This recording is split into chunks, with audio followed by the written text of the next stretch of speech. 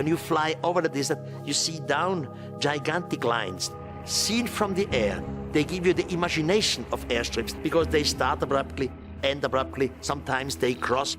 They look like airstrips. And some theorize that they were runways. I don't believe that for a moment. Hell, I was in the Air Force for 6 years, and none of the aircraft that we had would be capable of landing on that as a runway. I think it's more of a attention getter. You can see them from space. So I think that it's a signal. In the more than 4 decades since the publication of Chariots of the Gods, Eric von Daniken's controversial theories concerning the Nazca lines have continued to spark widespread study.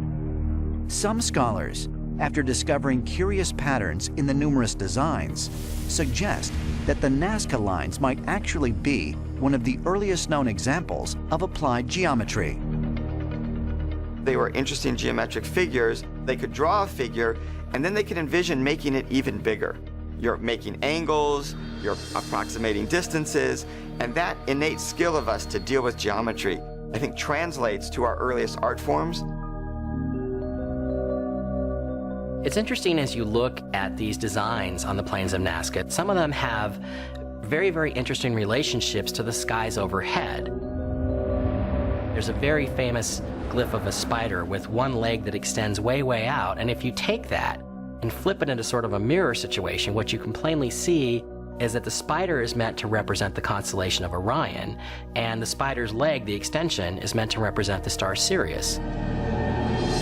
So whoever put these designs on the plains of Nazca understood the same thing that all of the other ancient cultures before them understood, which is that there's some critical importance to understanding Orion and Sirius and their relationship to the Earth. But could the Nazca figures really have had a more profound purpose? Some ancient astronaut theorists believe they were created as a means of communicating messages to the gods. Messages that may have also included a plea for them to return. Ancient astronaut theorists believe the mysterious figure known as El Astronauto could hold a clue to the Nazca mystery. They call him the spaceman. And he appears to have a space helmet or something on his head, and he's got one arm up and he's waving.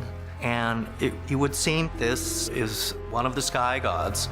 Or, if he's not one of the sky gods himself, he's one of the Nazca people who's waving to the sky gods and saying, "Hi, we're here. Come and land. We know you came here before. Come back." You have a figure that looks like E.T. with the big eyes and the big head, and one hand is pointing to the sky and the other is pointing to Earth, as if it was some type of a message. Hey, something happened here. We were visited by beings from above.